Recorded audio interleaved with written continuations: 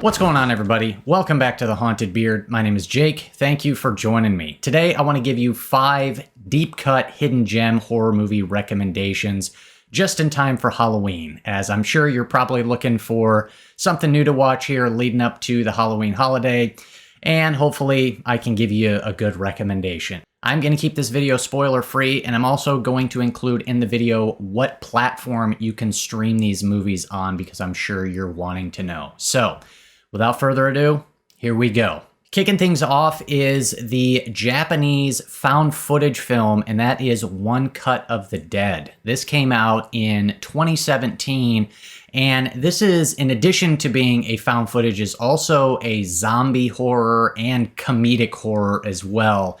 And man, I will tell you, even if you are not a fan of found footage, I highly encourage you to check this thing out. It is so different, so creative, and so unique. This one is about a director and a film crew that are filming an actual zombie movie, and things start to go really bad when they get attacked by actual zombies. This is a film that was made on a shoestring budget of $25,000.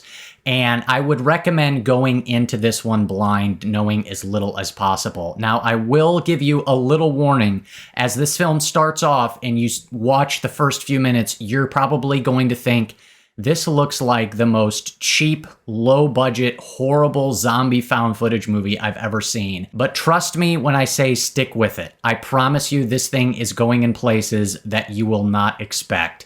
This one is very inventive narratively, and it really gets into and looks at the whole process and kind of the creative process of movie making itself. Such a different take on this type of movie.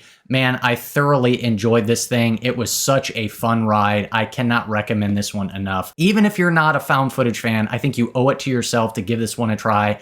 I can almost guarantee you haven't seen a movie quite like this one before. One Cut of the Dead is pretty great stuff, so definitely check it out. Next up on the list is An Ideal Host. This is an Australian film that came out in 2020. This is another very low budget film, as IMDb has the budget listed at just a little over $13,000.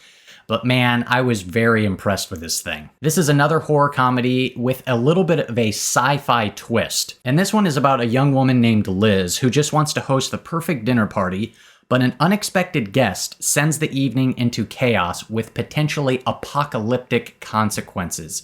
Man, this thing starts off, the first 30 minutes, there is not a drop of horror in sight. But that first third really pulls you in through the dialogue and the characters. It's very snappy, very fast-paced in terms of editing, some good humor, very kind of biting, passive-aggressive type humor as all these friends get together and some past kind of drama and secrets start to bubble to the surface. And so it really kind of pulls you in, and then something happens and this thing takes a twist into the horror realm. And man, it is a whole lot of fun. I really like how it juggled all 3 of those genres, with starting out more comedic and then turning into a little bit of a sci-fi before devolving into all-out horror. Just a really nice journey in seeing how the story unfolds.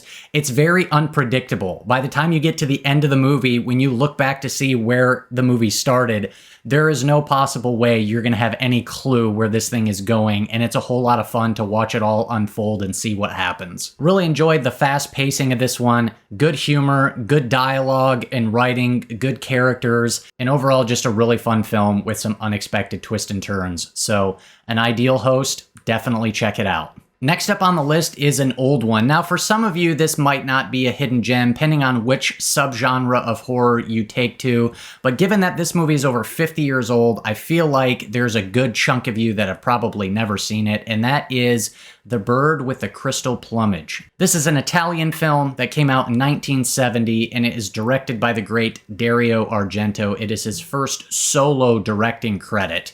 This is a giallo slasher mystery horror thriller movie, and man, I thoroughly enjoyed this. This tells the story of an American writer vacationing in Rome who attempts to unmask a serial killer he witnessed in the act of an attempted murder. And this killer is now hunting him and his girlfriend down. And man, this is such a good film. There's so much good style. There's good kills. It has just everything you would want in a good giallo. It's got the style, it's got good music, but it's also got a really good mystery to it, and it's a serial killer movie. Everything just works together so well. I feel like with some giallo films, they can be very style heavy and not as much substance, but I was really impressed with the story here and the mystery.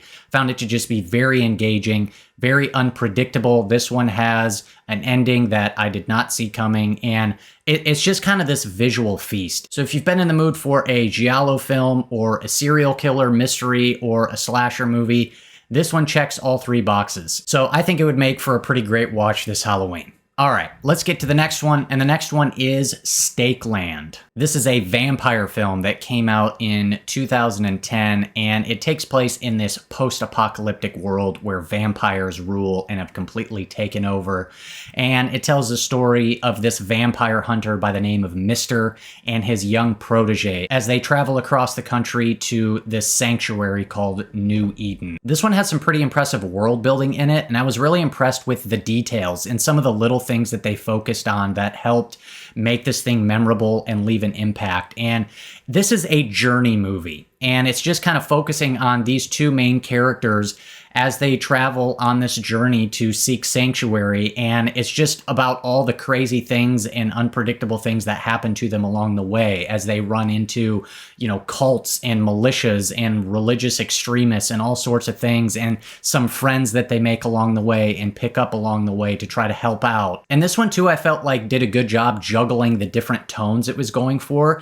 There's a good portion of this movie that has kind of a more of a downbeat, somber tone to it. It takes time for some of the more dramatic moments and the quieter moments, and it also has some happy moments and hopeful moments. But then you also get some pretty good vampire action violence and horror violence as well that I really liked. I liked the look of the vampires here too. They're almost like these zombie vampires. They kind of looked like and reminded me of the Uruk-hai in the Lord of the Rings films, which I thought was pretty cool. And this movie is kind of an amalgam of a handful of other movies that I've seen, and it kind of fuses all these different things together to make for a pretty good experience. Movies like The Road and 28 Days Later and I Am Legend. And it's even got a little bit of a Mad Max feel to it as well. And so I was pretty impressed with this one. This is one that I feel like hardly ever gets talked about when people are discussing vampire horror films. And it also feels a little bit like a coming of age story as well, set within this,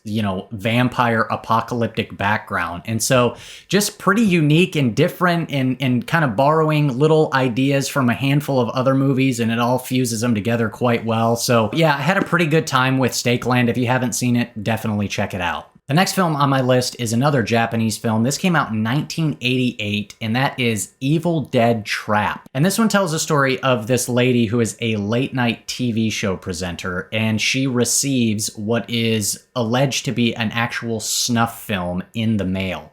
And she decides to take her crew and go to the location where this snuff film was allegedly made to investigate. Not too long ago on my channel, I put out a video where I talked about 20 movies about cursed movies. And this is another film that would fit perfectly into that list and would make a great addition to it. Evil Dead Trap definitely falls into the slasher subgenre, but it's also a bit of a giallo film as well, as this thing has quite a bit of style to it. Some of the cinematography is really great. I love the setting and the location of where most of this film takes place. Very creepy location. I love some of the lighting. It's got a lot of kind of silhouettes, dark, shadowy, smoke in the background, steam in the background, just kind of this murky, foggy sort of look to it, which I really enjoyed.